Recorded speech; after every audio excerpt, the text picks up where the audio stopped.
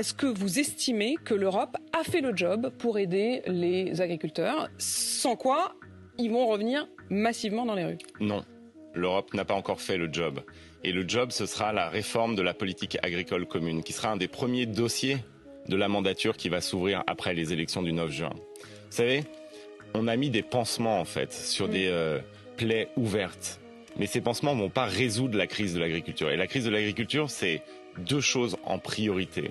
D'abord, une concurrence déloyale qu'on impose à nos agriculteurs à cause de politiques commerciales complètement iniques. On laisse rentrer sur le marché européen des produits qui ne respectent pas les mêmes normes, les normes qu'on impose à nos producteurs. Quand on fait cela, on ne sauve pas la planète, on tue nos agriculteurs et on tue nos producteurs.